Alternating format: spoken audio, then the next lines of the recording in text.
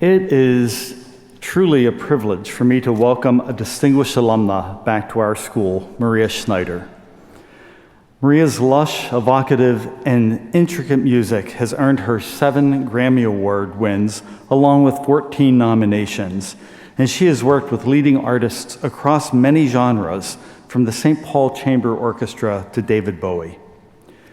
Beyond being a fabulous composer with a unique voice and the leader of the amazing Maria Schneider Orchestra, Maria embodies what it means to be a 21st century musician. She has been an innovator in sharing her music while also working to preserve the livelihoods of musicians in the digital age. Maria made history with her 2004 album, Concert in the Garden, the first album, not just in jazz, but in the first album in any category, to win a Grammy Award with internet-only sales. She did this by embracing the entrepreneurial company Artist Share, a platform which offered Maria direct access to fans and funding without the middlemen of a recording company. This approach also allowed Maria to retain the rights to her creative work and the profits that come from that. However, as the internet continued to evolve and gave users the ability to stealthily share music using file-sharing sites despite copyright laws, Maria has been a prominent voice on behalf of all recording artists. She testified to the United States Congress about issues of music piracy and copyright infringement, arguing for common sense reforms that help artists retain the rights to their work. Not only does Maria uplift with her expressive music, she also uplifts the entire musical community through her advocacy. This is just one of the many reasons we are immensely proud of Maria, her artistry, and her work on behalf of others. In addition to her Grammy Awards and nominations, Maria is the recipient of numerous Jazz Journalists Association Awards, Downbeat and Jazz Times Critics and Readers Polls Awards, ASCAP's Esteemed Concert Music Award, the nation's highest honor in jazz, the NEA Jazz Master Award, election into the American Academy of Arts and Sciences, and just this past year, induction into the American Academy of Arts and Letters. Now again, to our students, when you were sitting in this hall 5 years ago thinking about where to go to school, I asked you to choose a school where you will be surrounded by amazing classmates, because they will be your classmates for 4 years, but your colleagues for the next 40 years. Well, as a former classmate of mine, when we played together in one of the Eastman Jazz ensembles 40 years ago, yikes, and as a dear friend since that time, it was tremendously thrilling for me yesterday to witness Maria receiving a richly deserved honorary Doctor of Music degree at yesterday's university-wide commencement ceremony. Please join me in congratulating Dr. Maria Schneider and welcoming her to the rostrum as our commencement speaker.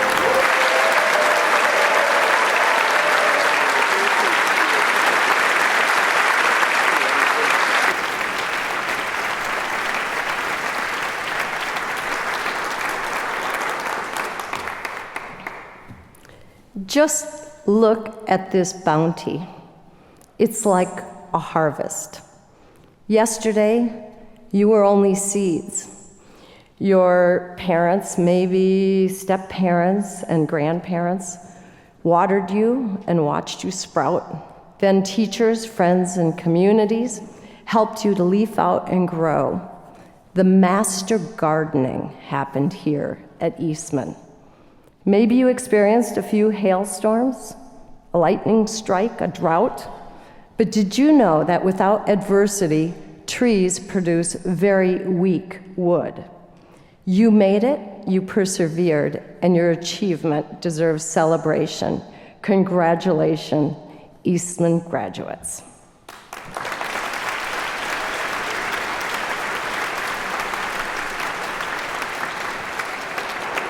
But you're young plants. You're all young plants with a lot of growth ahead. You'll bear more fruit than you can even imagine, inspiring people, creating more seeds, and tending to others' growth, just as people here tended to you. I marvel at biology, that inexplicable life force that endows every living thing with an urge to reach up and grow. What is that force, and how do we as musicians harness it to grow for a lifetime? A magical force guided each of you to follow music. Maybe it hit you in an instant through some extraordinary concert, or maybe you fell under the spell playing with others, or just getting lost in music in private. One thing is for sure, music imbued each of your lives here with a light strong enough to set you on a path. So I want to do something together, to go inside of ourselves and recall any experience, recent or early, when music unlocked in you some next level feeling, when music transported you, brought you unfathomable joy, made you feel on top of the world, or brought you tremendous comfort. He'll be thinking about his Beatles concert. Okay, shut your eyes, everybody. You guys too. Oh, good, you are. Yeah, because the older you get, the more you need this, so.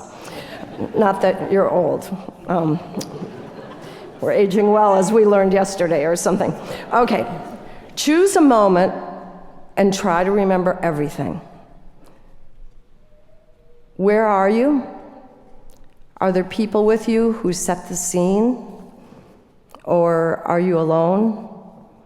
Do you remember the year? Mostly try to go into how you felt. And I'm going to just give you a few moments and let you know when to open your eyes.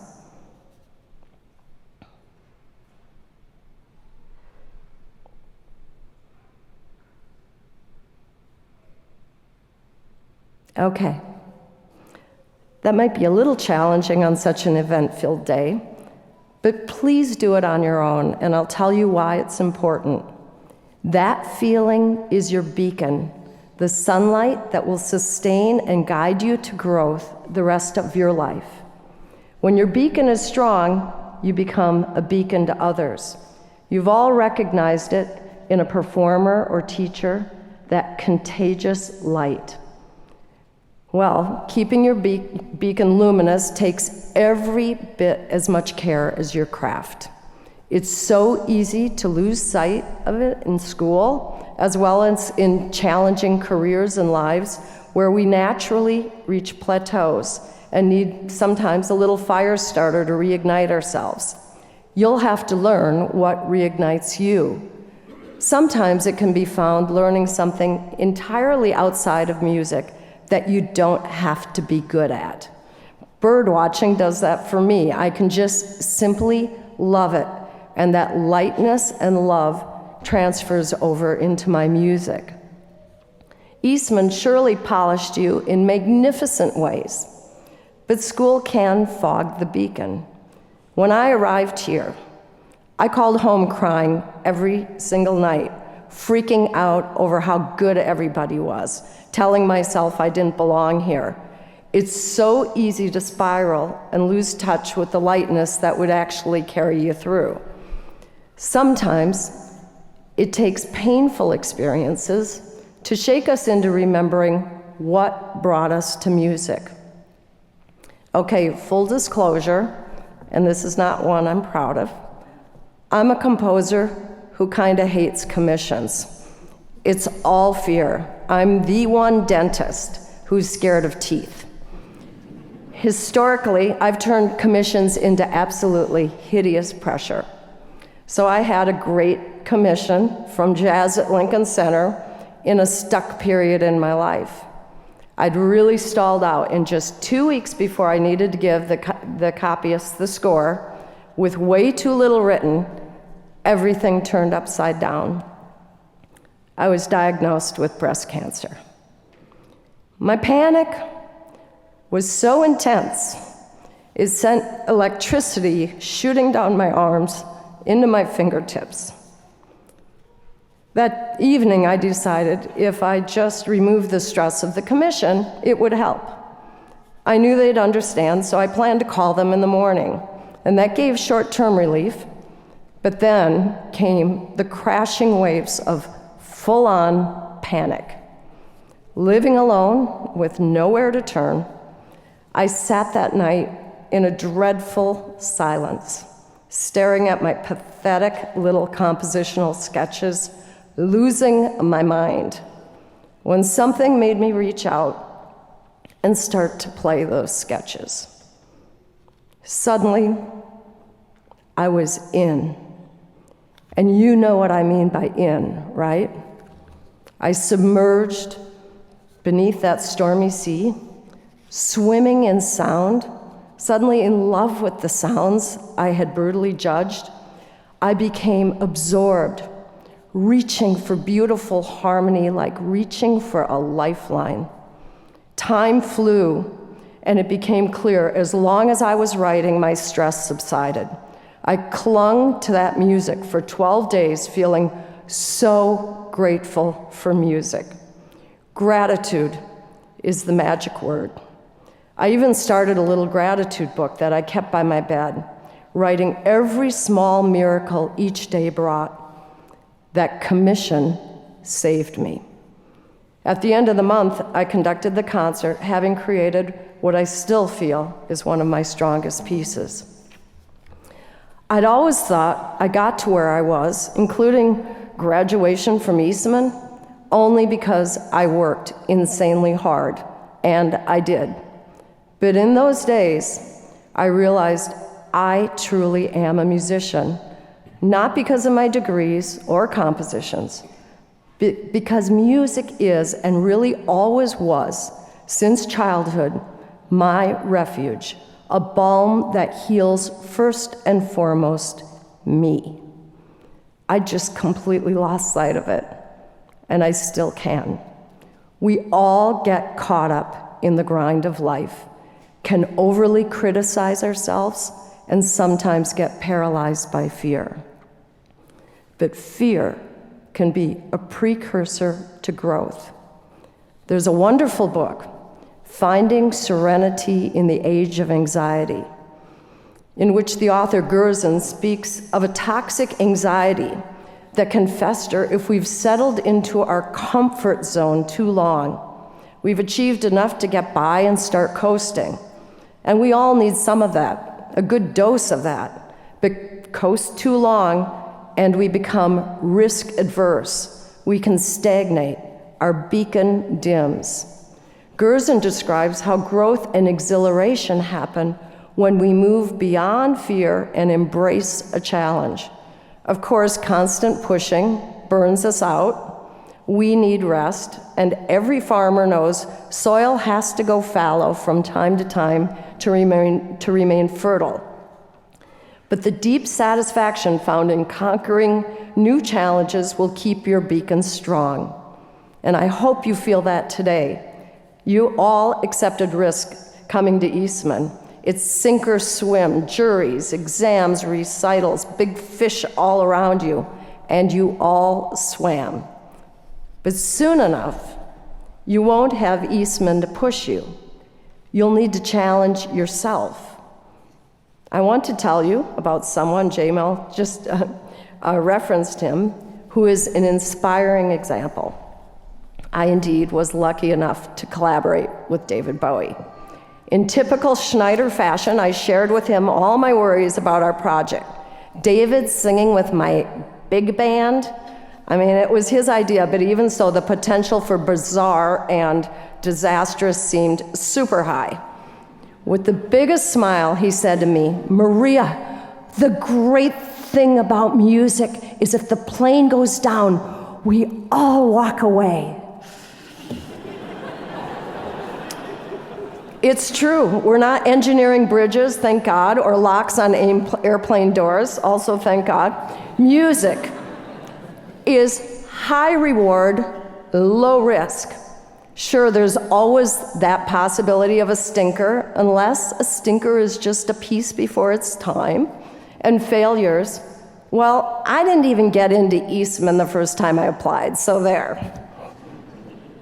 I just worked harder. Failures are often a gift. And anyway, disaster stories are always the most fun to tell once you're past the trauma. It's true. You'll see. One thing's for sure. David Bowie's own beacon was a force like none other. He beamed listening to music, creating music, working in the studio. David was a voracious learner. His first love, he told me, was actually jazz, and he dared to go there in his last collaborations, leading to his final extraordinary Black Star. David's life of continual growth as Gerson champions kept him vital. David showed me how when one's beacon is fully lit, risk-taking morphs into playfulness. I want us all to leave today with 2 tangible ways to start tending to our beacons. Are you ready to commit? Oh boy. Seriously, are you ready to commit? Okay. First, a fulfilling creative life depends on embracing silence. If in every empty space in your life you reach for the phone to keep you company with texts or Instagram, you're missing out on golden moments for creative thought and observation in exchange for distraction or worse, feeling bad about yourself. Don't ditch yourself for a phone. That's tending to your beacon. Are you ready for the second? I think the best fuel for your beacon is gratitude. Keep a little blank book by your bed like I did. Parents, that's a great graduation gift. Go out today and get them one.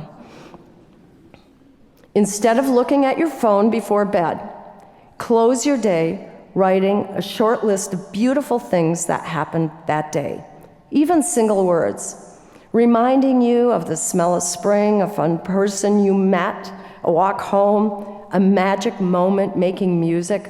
How about today, the magnificent privilege of graduating from this extraordinary school? Smile and go to sleep every night feeling grateful.